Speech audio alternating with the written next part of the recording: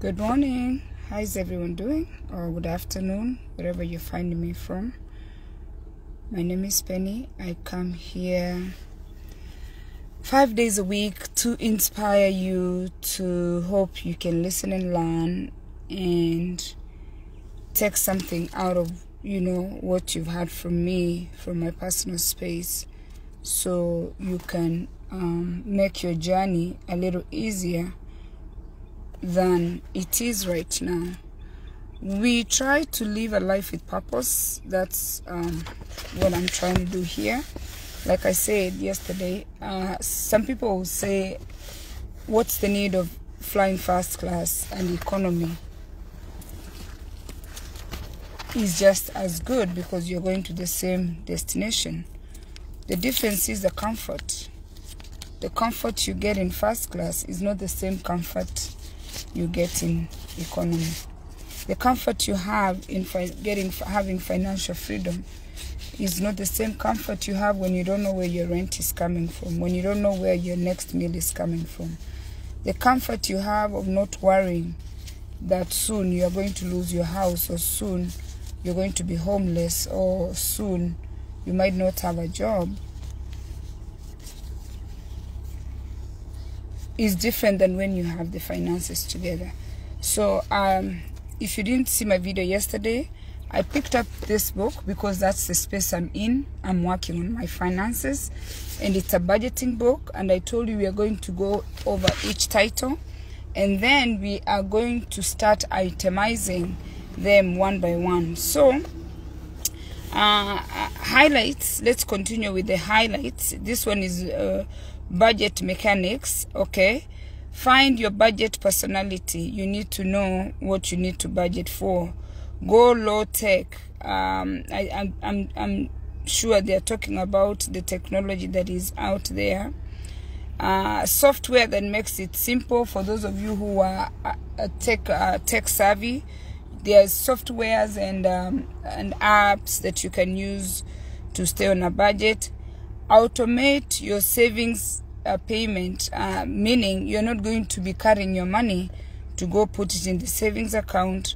You're going to just have it taken even before you see it. So do everything automated, especially the bills like my credit cards, the mortgage. There are those bills that have that automated feature. Use that feature, but make sure you have money available every month, so that way you don't have to incur the late fee, or you don't have to be worried that, I forgot to pay. And some credit cards, I think late fee is like $40. So you don't want to be paying $40 for nothing. That's your money. You can do something to it, okay, with it. And then easy ways to increase income and trim your expenses. So that's the big one. Having just one source of income is part of the problem. If you're watching me and you have one source of income, you're shortchanging yourself. If you've been following me for a long time, I'm a hustler, and everybody's supposed to be a hustler. Don't lie to yourself that, you're a nurse, you're going to be a nurse, or you're a doctor, you're doing just one thing. You can't just do one thing. When one thing fails, the other thing is creating that income. I've counted over and over how many different things that I'm doing to earn money. Even if I'm earning $100 a day, I said, even if I earn $100 out of my business a day, I'm fine. Even if I earn $10, $15, just have that second income.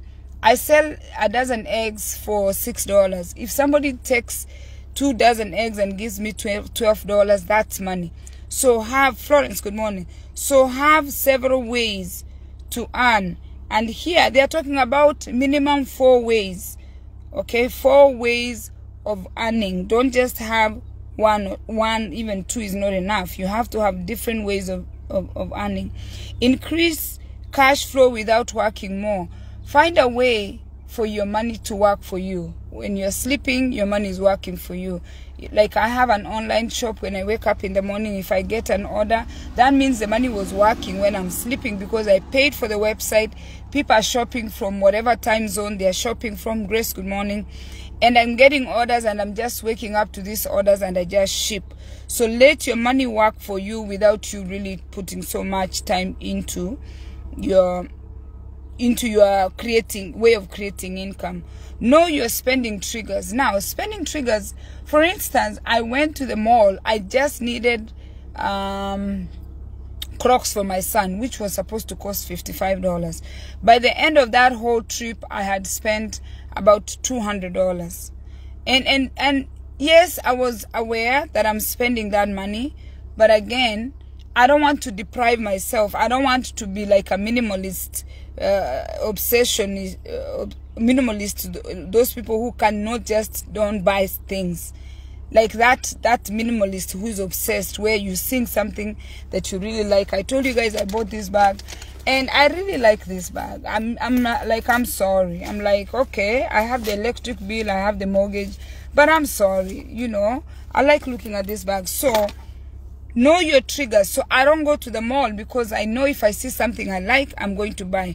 Know what triggers you to spend. If it's the bar, stay away from the bar. If a group of friends who like to eat out, stay away from the friends who like to eat out. If it's your relatives who are always asking for money, know when to entertain them. Because some of you don't drink alcohol, you don't travel, you don't own a house, you don't have anything, but you're constantly giving your money away because you're entertaining people. You have that soft or sense of like feeling where you just need to help, or maybe it's to caress your ego, whatever reason it is that you're actually giving away your money. So know your triggers, okay? Something that I've been working on, and it is not easy, is to downsize and declutter. Give away what you don't need and live on the least things, especially if your net worth is negative. If your money, if you're living on negatives like the rest of us, you should try to have as few things as you can, because you know what, there is no space. Reduce everyday spending without feeling deprived. Okay, that's what I said. Don't deprive yourself, because you know what, you need to motivate yourself. But look at your spending. Remember, we said we are supposed to start the budgeting thing, where we are writing how much money we are making, how much money we are spending every day. And you know what, I'm telling you the truth, and I told you yesterday, it is not easy to track your in and out finances. How much money are you giving? How much money are you spending? A quick lunch, you're buying this, you're buying that. A lot of us are not able to do that, okay? So work hard on trying to get that together. Rank your debt. My debt, out of 100%, you know, rank yourself. I'm slightly over 50% in debt. That is terrible. But you know what? I know how I got there, and I need to get out. Even if it's $100, even if it's $200, rank your debt and see how much debt do you have. Because you know what? Some of you have excess. And if you have excess debt, I know how much I'm paying interest in all my debt, including the mortgage. Know how much money you're paying into somebody's account because you owe money, because you've borrowed money. So what does it help you to have all this debt, and the extra money that is supposed to go into your savings, you're giving it to someone? So rank your debt, okay? If possible, wipe down your credit card debt, especially for us here in America. If you have a credit card, an average interest for a credit card is 22% of the money that you have borrowed. Try to shrink that debt. In fact, it should disturb you. You should have sleepless nights how you're going to reduce that debt. My business credit card, like debt, I'm looking at it, I'm like, yes, I'm making this much interest, but how much are they taking from me after you buy a lot of things in bulk? Let your credit card debt keep you awake. Stop everything you're doing. Reduce that debt. If you have loans in Kenya or in other parts of the world, reduce your loans. Reduce your loans by really downsizing and practicing and living a frugal life. Reduce those loans, because the loans, you're paying interest on those loans, whether you like it or not, okay?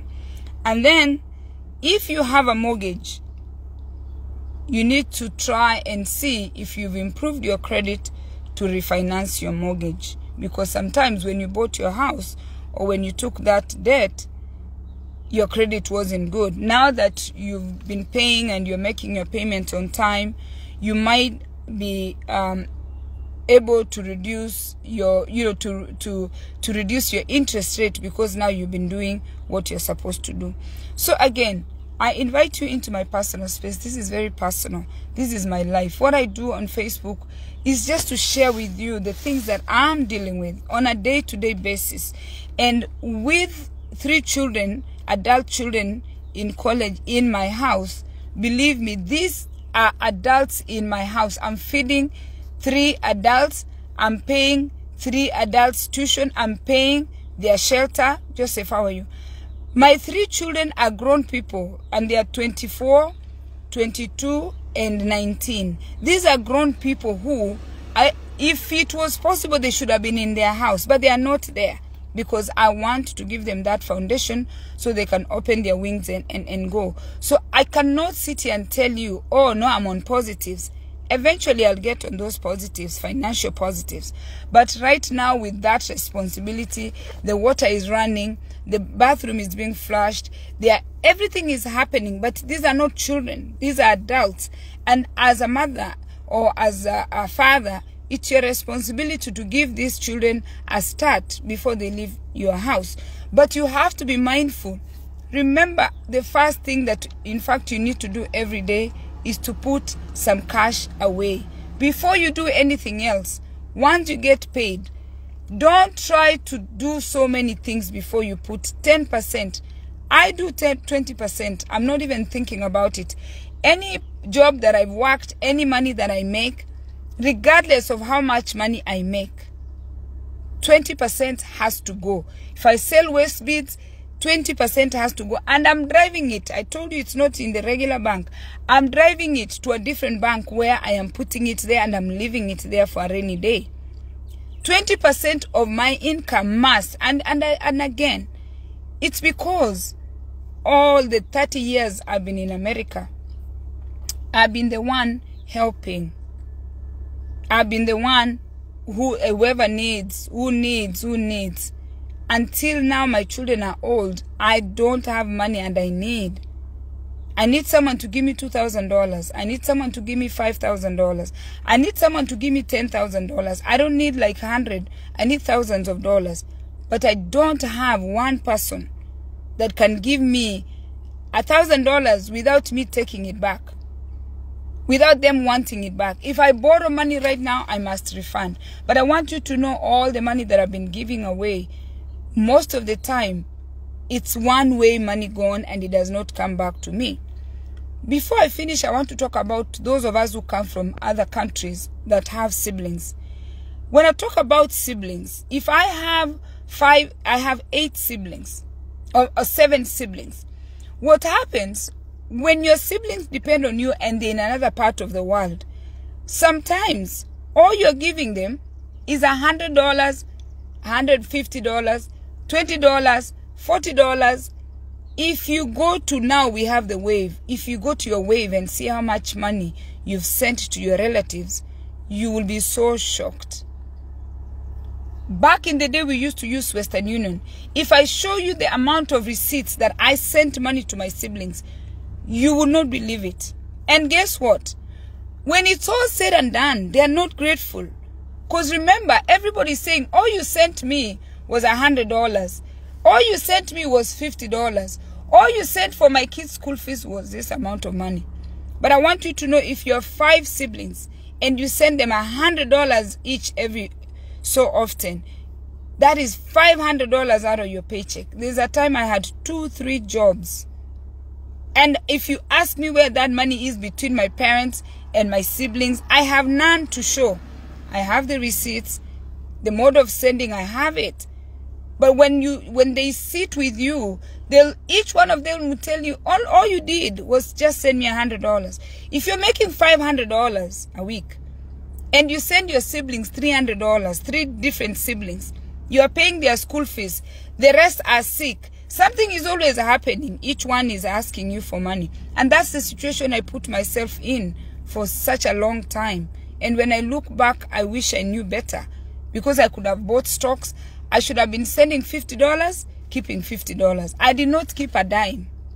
I literally sent all this money, any extra money that I had, I sent it away to someone. I don't have regrets, because you know what? You can't live a life where you didn't help. Right now, I'm in a good space. I'm 50 years old without what I needed to have at 50.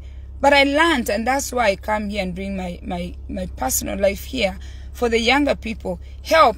If you're giving your sister $100, send her 50, put 50 in a stock. That's what I wish I knew then. If you're sending your parents $200, send them 100 and put 100 in a stock, because you have children. Had I put all this money by now in stocks, by now I won't feel so bad that, you know, I'm on the negatives. But it's okay, because I'm the first generation that was brought up that you have to help your siblings.